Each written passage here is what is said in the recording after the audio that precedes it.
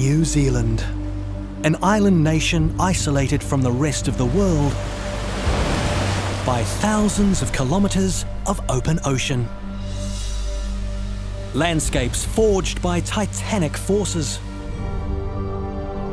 Peaks carved by fire and ice. Rugged coastlines and primeval forests. Over millions of years, these islands and neighbouring Australia became extraordinary evolutionary laboratories.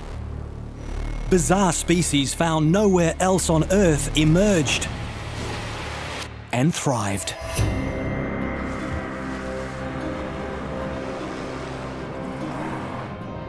Some of the world's most unusual animals evolved after the extinction of the dinosaurs. A unique creature survived and can still be found in New Zealand. The tuatara. Scientists venture into remote parts of New Zealand searching for clues to its origins. That must be it. This must be it. They reveal its distant relatives. They're certainly an amazing animal. They haven't changed much since prehistoric days. How did this ancient reptile survive when so much life became extinct? Holding 200 million years of history.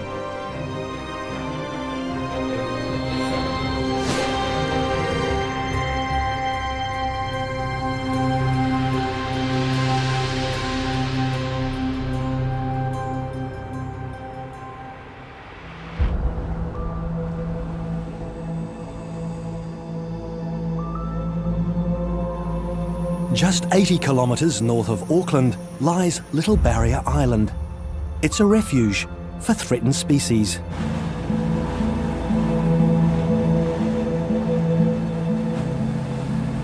Department of Conservation Rangers Lee Joyce and Richard Wally manage this very special reserve.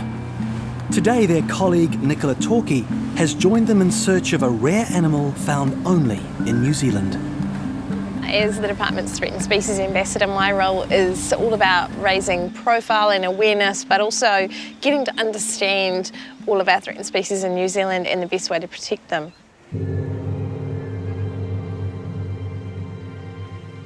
Nicola's here today to learn about the tuatara breeding program. Like a lost world. Little Barrier or Hauturu is the closest you can get to the way that New Zealand would have been before people and their pests and predators arrived.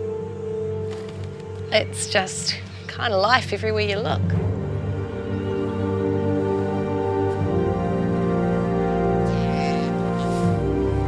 I just saw a tui just by there, you see? Many of these animals are the last of their kind living in the wild. For their protection, visiting the island requires government permission. It's an intact ecosystem. You've got native bats here, you've got the short-tailed bat and the long-tailed bat, and this incredible diversity of bird life. It's just magical.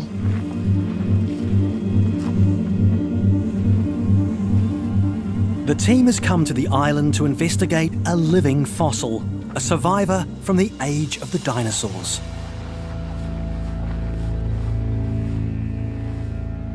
At nearly a metre long, the tuatara may look like a large lizard, but the resemblance is only skin deep. Tuatara are far more primitive. Their family tree split away from lizards more than 250 million years ago. It would be easy to lump tuatara in with other reptiles like lizards, like geckos and skinks. But once you see one, it becomes very apparent that they are a completely different animal altogether. The tuatara is the only survivor of an ancient group of reptiles known as rhynchocephalians, or beakheads.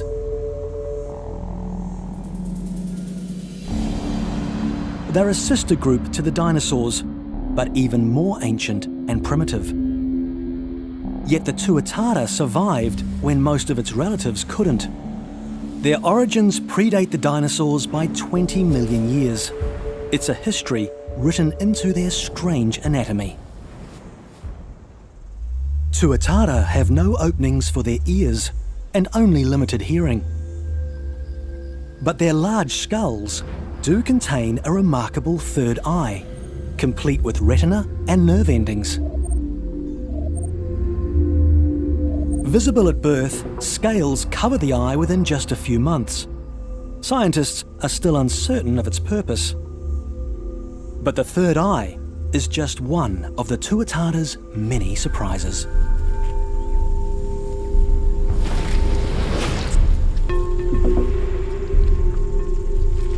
Most modern animals have teeth that grow out of sockets. The Tuatara's teeth grow direct from the jaw as one solid piece of bone, an adaptation perfect for life as a scavenger. The teeth work like scissors, allowing the Tuatara to eat almost anything.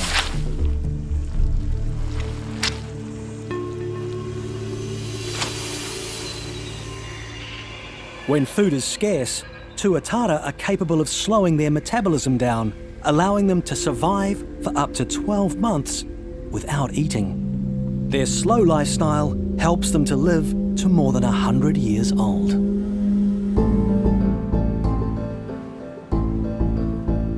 Free of predatory mammals and offering plenty of food sources, Little Barrier Island is a vital refuge for a unique reptile threatened with extinction.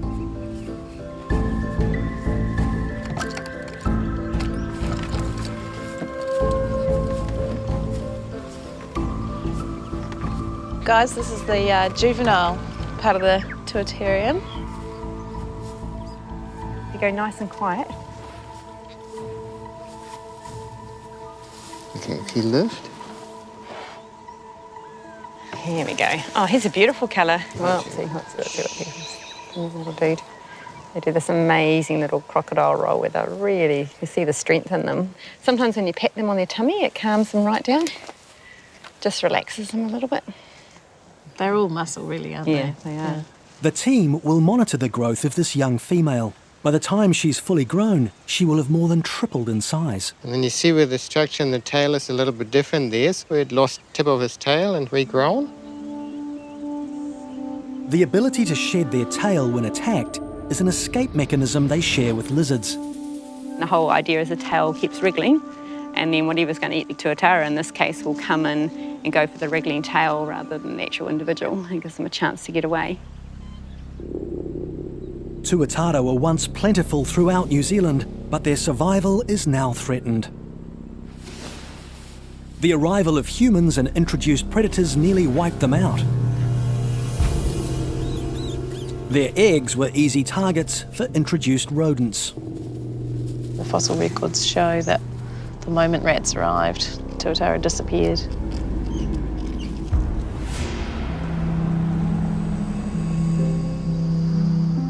Little Barrier is one of the few places where Tuatara still survive in the wild.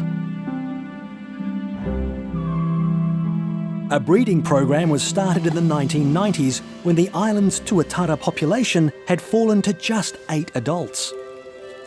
The threat of extinction was very real. Tuatara have been here like over 200 million years, and they could be gone like that if we didn't step in and do something for them.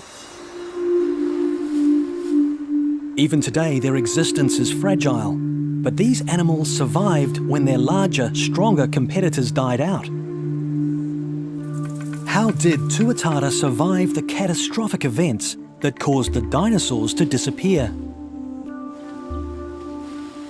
Clues are found in its survival strategies. What have we got here? One of the females here has laid some eggs under this paving stone. We'll dig them up because if we leave them here and the young ones hatch, there's a chance that the adults actually come in and eat them. Cannibalism is a common survival strategy among reptiles.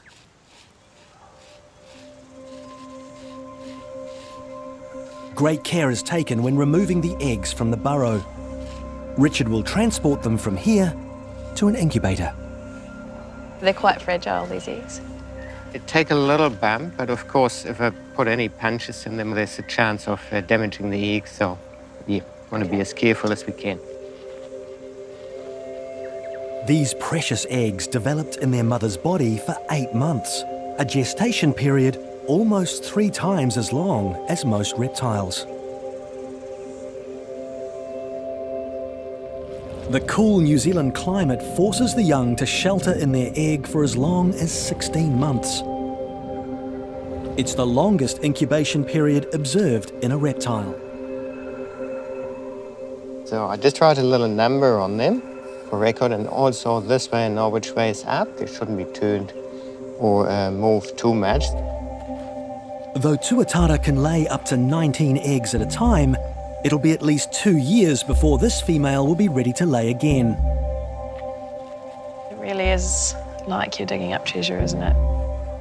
Today the team has recovered 10 eggs. Pretty special, eh? Wow. To think this A is little. Holding 200 million years of history in my hand. Incredible. I can't even describe how special that is. pop them in the vermiculite just down in here. Gosh, no pressure.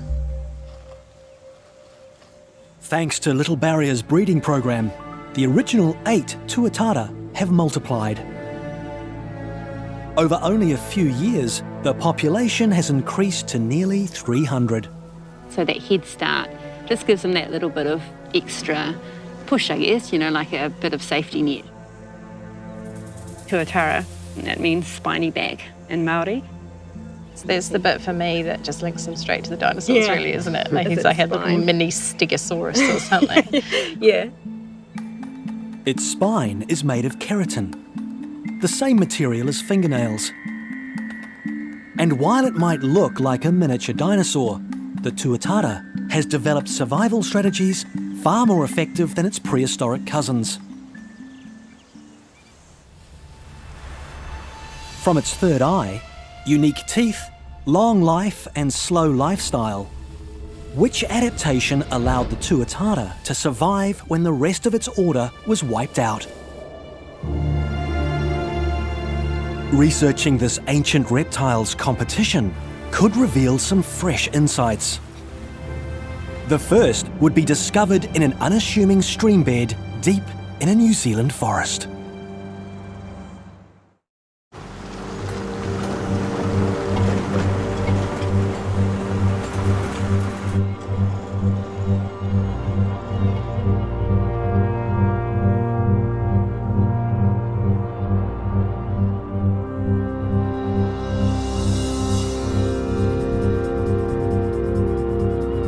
The Maunga Forest is in New Zealand's central North Island. Accessing its remote and rugged landscape is not easy.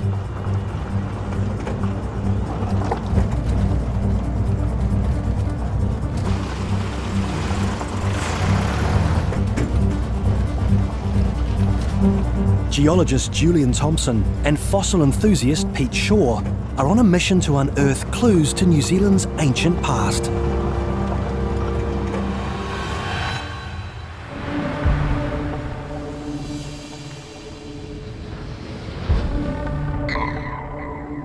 The ancestors of the tuatara were called rhynchocephalians and shared the unusual characteristic of a large beak-shaped head. Outside New Zealand, the rise of faster, stronger dinosaurs saw the end of their reign.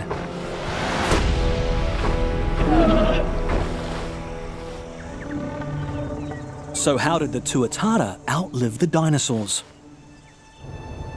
180 million years ago, the southern hemisphere was connected as one landmass, a supercontinent called Gondwana.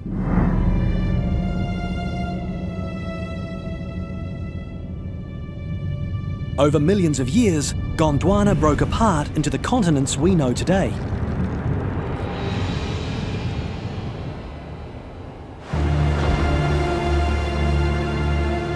By the time New Zealand separated, dinosaurs had dominated for more than 120 million years.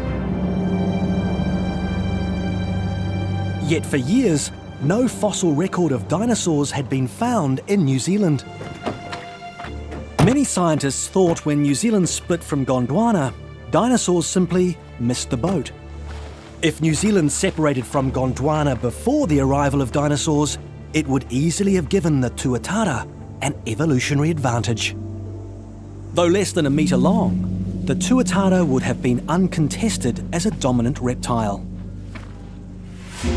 It was a theory put to rest by a surprising figure.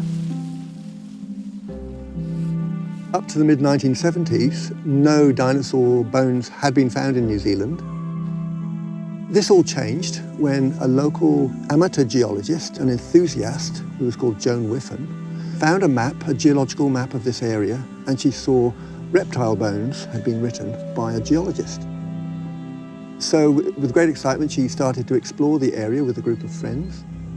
And then she came up with a number of really important discoveries, one of which was the first dinosaur bone to ever be found in New Zealand. The first discovery was the tailbone of a theropod dinosaur, from the same family as Tyrannosaurus rex.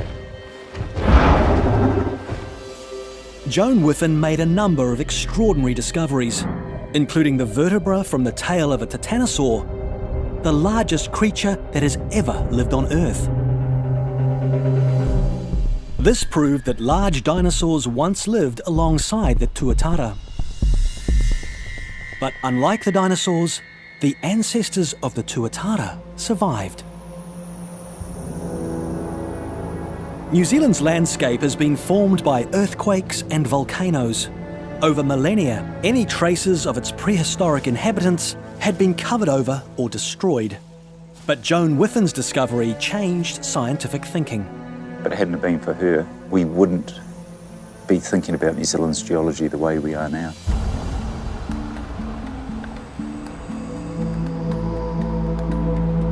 Despite Joan's efforts, the difficulty of the terrain means much of this wilderness has yet to be properly surveyed for fossils. It's very inaccessible. The sides of this little stream bed are almost vertical, so getting in here is really hard. Getting out will be really hard. But we're the first people to actually be looking and searching through this area. That's really exciting.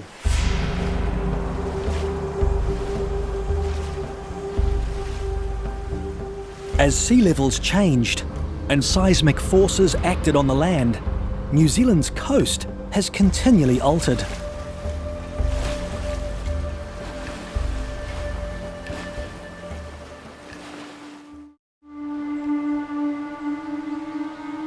This riverbed once lay beneath the ocean. Because the fossil record is so sparse, any new discovery has the potential to dramatically increase understanding of life in ancient New Zealand. Those dinosaurs are going to be in little bits and pieces. They already have rotted and fallen to bits, and those bones individually will have been washed in, which makes them so rare. There may be a bone inside, and really there may be nothing inside. It's a shell. Just don't know what you're going to find. You go around the corner in the creek and there could be something there that nobody's ever seen before, and it could be something really special.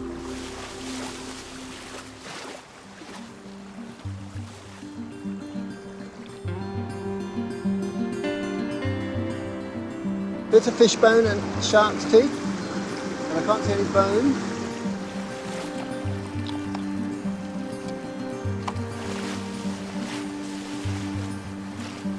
So we spent hours, going up this stream, sniffing around, feeling with our hands under the boulders. I don't think it's anything.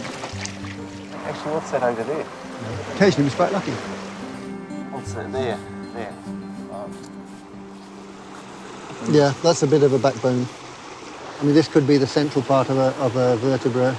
What we found here is a piece of bone, which we recognise because the texture is quite rough, a little bit like sandpaper, and it sticks out of the rock, which is mostly very smooth.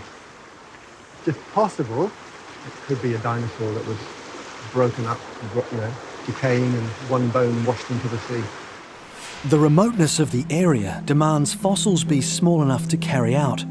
Larger samples must be left behind.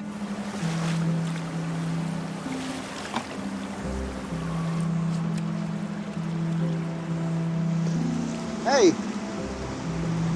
Hey! Oh, what do you got there? Really hard to tell. Those could be teeth, those two little pointy things.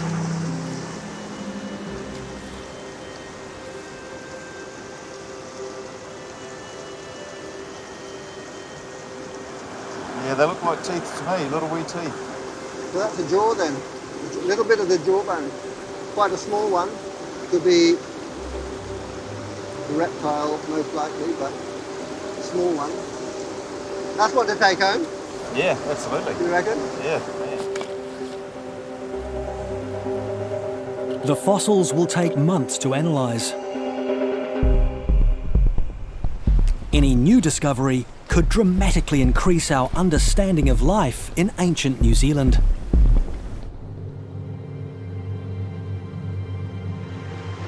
In all of these boulders, there are hidden stories of life on Earth before human beings were even thought of. New Zealand's fossil record proves tuatara were the only member of their family to survive competition with the dinosaurs.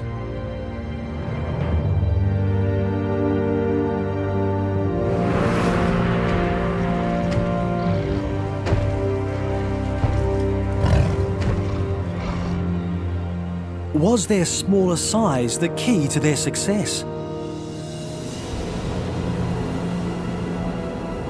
The answer lies across the Tasman Sea in Australia, home to another ancient survivor, and the world's most fearsome reptile.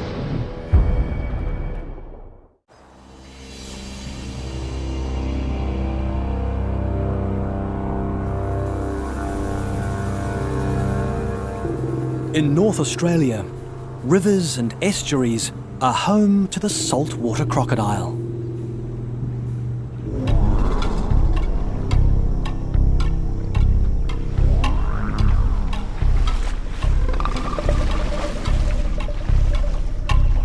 Like the tuatara, these reptiles are virtually unchanged since they lived alongside dinosaurs.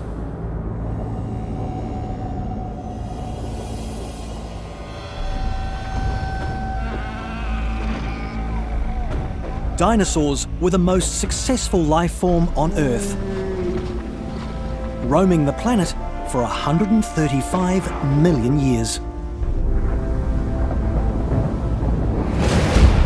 Their reign came to an abrupt end 65 million years ago when an enormous meteor smashed into the Earth, extinguishing over 70% of life. The tuatara survived this mass extinction event. But if size was a factor, why did the larger crocodile survive as well? Male saltwater crocodiles can reach over 6 meters in length and weigh as much as a car. These aggressive creatures are the world's largest reptile and one of the deadliest.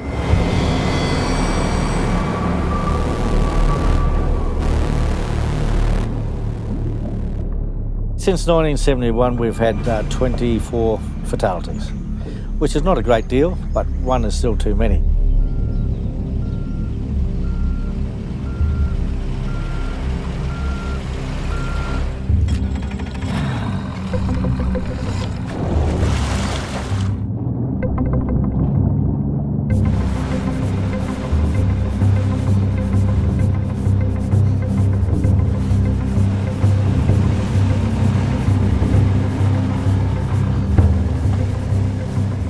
Senior wildlife ranger Tommy Nichols is accustomed to dealing with giant crocodiles up close. Tommy runs the crocodile management program for the Parks and Wildlife Commission. He's well aware a deceptively calm waterway can hide great danger. You can go to a lot of river systems and you can see nothing. You may see the odd one crocodile. There's a good reason their presence isn't easy to detect. Though they're significantly larger, crocodiles rival the much smaller tuatara for slow living. They're able to lower their heart rate and hold their breath for more than an hour. In times of food shortage, crocodiles, like tuatara, slow their metabolism and can survive up to 12 months without eating. They are patient hunters, often waiting weeks for prey to move near to them. The crocodile's sensitive skin can read vibrations in the water and tell them when dinner is about to be served.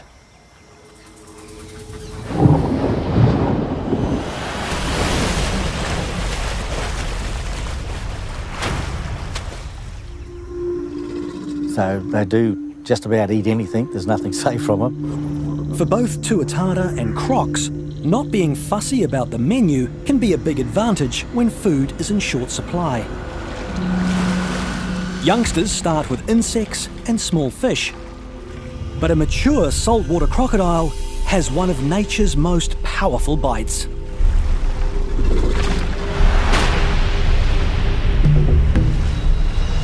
An adult can quickly rip its food apart.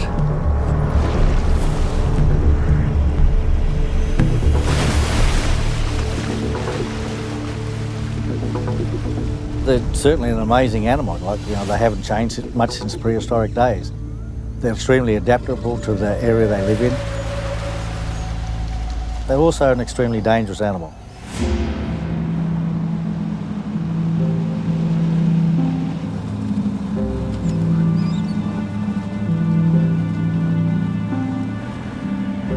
With more than 20 years on the job, Tommy knows how dangerous it can be to get too close to those teeth.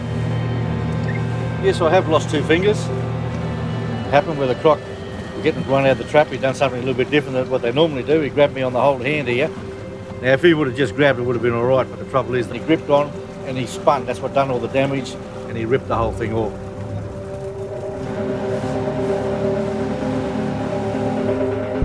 Managing one of the world's apex predators involves setting traps to catch any that come too close to humans. Okay, this one is Meckett's Creek. First trap on the run. It's a popular place for recreational fishing. They move this time of the year basically because breeding season's on. So you've got the young males who can't compete with the bigger ones, so they're kicked out of those areas and they're moving in.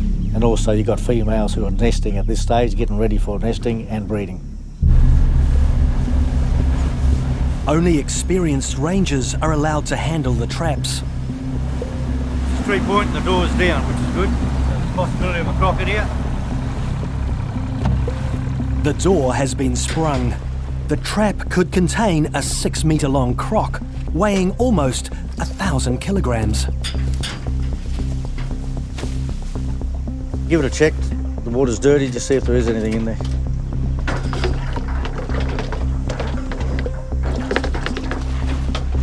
This end. Nothing, eh? Nothing. There's a stick there like someone's been annoying it. No, I think the croc may have been released.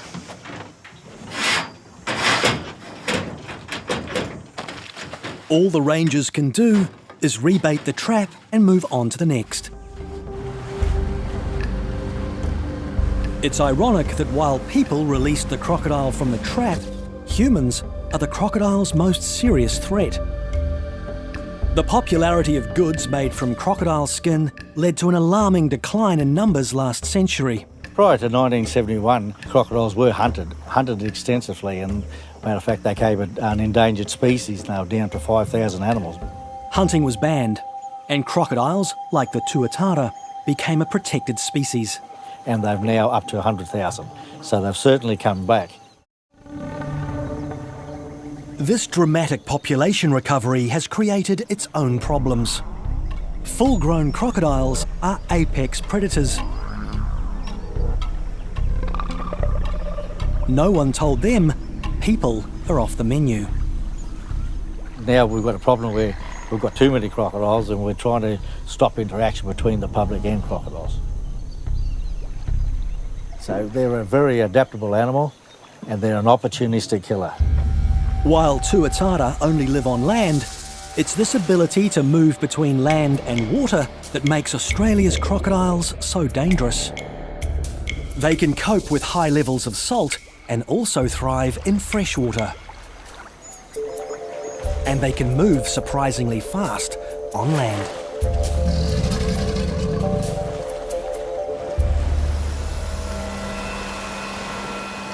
They're extremely adaptable to most conditions. They haven't changed much since dinosaur days. The rivers and estuaries crocodiles live in drain into the ocean.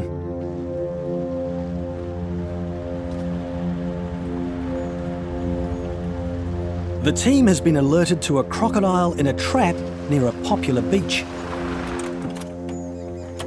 If we didn't have this program going, the chances of a fatality would be extremely high. A lot of people live just not very far away from here, and so unfortunately some of the kids do go swimming here every now and again.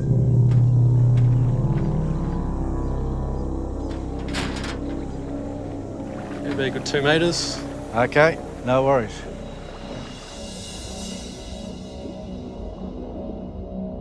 We have taken a 4 metre croc out of here, and we have another one here today, which is only a small one, around about 2 metres. Despite the croc's relatively small size, he's still a threat.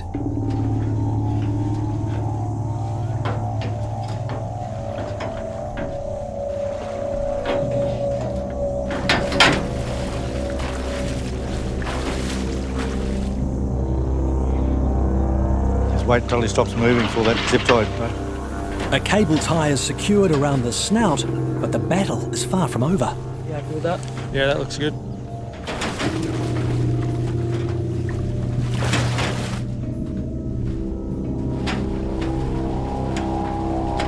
It's good, tiring himself out. Yeah. Give him a time to stop spinning and then you'll be right. Looks tight. Yeah, looks tight. Yep, looks good.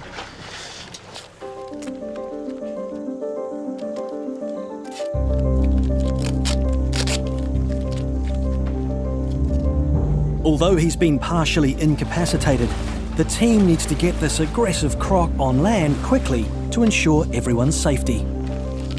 Just to make him nice and secure, safe for us. He'll be moved to a new home where he won't come into contact with humans. This size is a problem, not just the kids, also to some adults. Especially if you're in deeper water, if he takes you under. Unfortunately, we don't breathe underwater. These reptiles have maintained their intimidating size as a top predator for millennia. It's all secure and ready to go to the croc farm. And we'll rebait the trap, ready for the next one, because there's another big tie tonight. We may be lucky again. Good one. The survival of the crocodile suggests being small wasn't the reason New Zealand's tuatara survived when the dinosaurs did not. What other traits could explain why both species avoided extinction?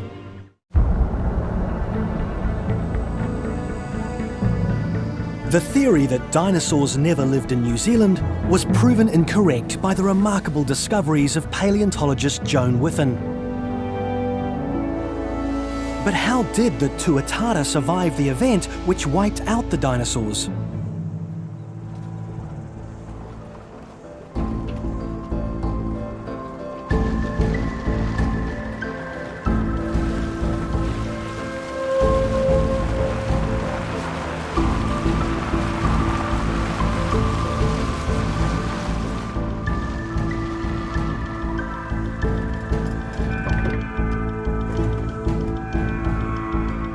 Clues to the mystery can be found by studying what New Zealand was like 65 million years ago, immediately after the dinosaurs were driven to extinction.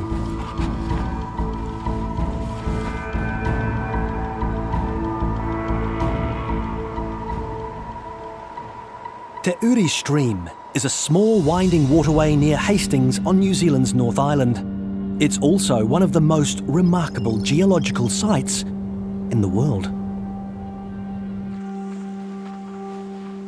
Where most people see rocks, Chris Hollis and his team see a timeline stretching back for millions of years.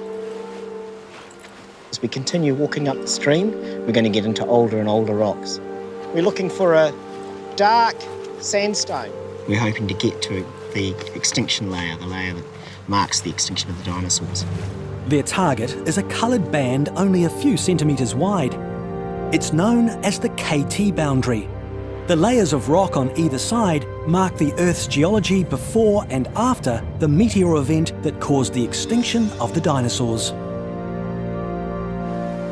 So we've gone from a warm subtropical climate back into a cool temperate climate. So we're getting very close to the dinosaur extinction layer. Changes in temperature and humidity in the aftermath of the meteor event are recorded in the rock. Green sand, glauconitic sandstone. Conditions post-extinction led to the formation of a greenish sandstone along the stream. Beneath this green sandstone lies an extraordinarily unique substance. Okay, so it's green sand down here. So that can't be the dinosaur extinction layer. So it must be somewhere over here. Hugh, if you can have a look, work that way and see if it's Cretaceous rock over there, we'll work through this way. This is pretty exciting. We're getting close, guys. Yeah, this is Wongai. There's no green sand at all. No green sand? No, it's still Wongai.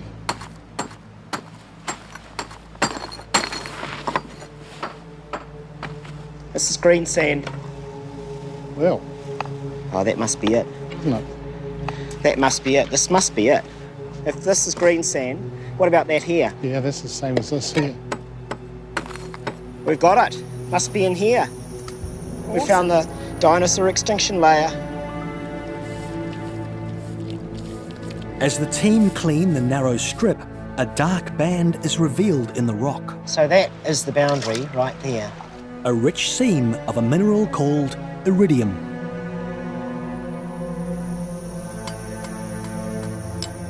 Iridium is a brittle, silvery metal. On Earth, it's very rare. But there's one place where it's common. In meteorites.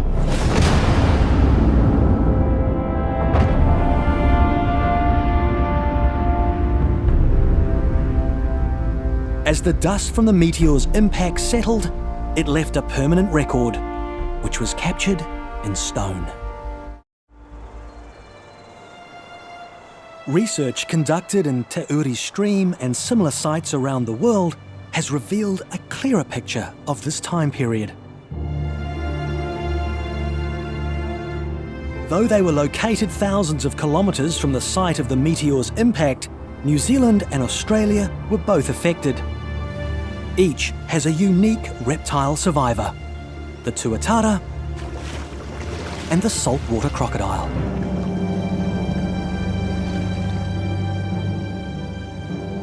Why did they survive, but the dinosaurs perish? We know an asteroid hit the Earth, but why did it kill the dinosaurs? What was the killing mechanism? Or New Zealand would have been fully vegetated. What we then discover is that at the time of the impact, all of that pollen record is gone. And for a brief moment in time, there's nothing. We surmise that the main killing mechanism was the global dust cloud and darkness killing the trees. The reason the dinosaurs die versus other things is because they were the larger life forms on Earth, so they needed the most food. Tuatara and saltwater crocodiles have very low metabolic rates. When food is scarce, the ability to not eat for up to a year is a huge advantage. Both the tuatara and the crocodile needed less food than dinosaurs, and needed it much less frequently.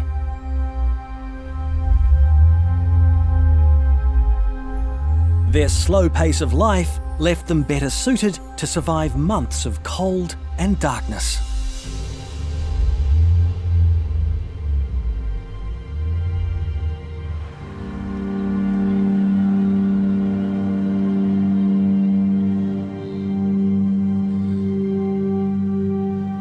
"500 kilometres away on Little Barrier Island, Rangers Lee and Richard Wally are ready to introduce a new generation of tuatara into the wild.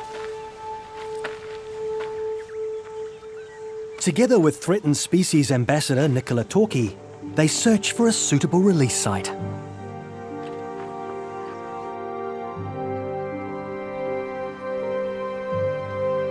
Little Barrier is probably the jewel in the crown of our offshore island environments. It's a perfect microcosm of a healthy New Zealand before people and their pests and predators arrived. Down here looks quite good. An old burrow surrounded by vegetation is the ideal location to release tuatara. So some of the ones that have come from the same parentage, we're putting in different places to try and improve the genetics as much as we can. Right. First you have to find out which way a tail and which way the nose. Okay, so you're going to have a look first. That looks like a tail. Just be ready when he runs. If he doesn't want to go in, we might have to direct him a little bit. Okay, and then could take a very gentle tickle there.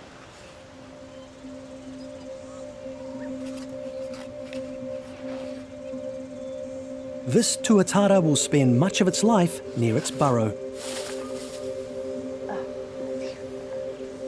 It's a pretty cool moment in his life, isn't it? It is. So I'm just going to mark the side so we know where he is. That's it. You know where he is? Gone in quite fast. Yeah. So that's good. It's a nice deep burrow, so he'll be good in there. And hopefully he'll hang out there. Often when they're hunting, they just literally come and sit in front of their burrow entrance. Basically wait for dinner to walk past them. The tuatara's slow lifestyle is a big part of their success.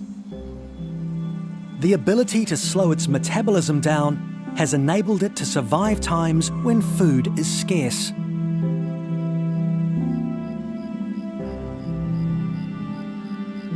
Evolving to thrive in New Zealand's colder temperatures prepared it for the dark days following the asteroid strike. And with no competition from mammals for millions of years, New Zealand provided a life raft for this unique survivor.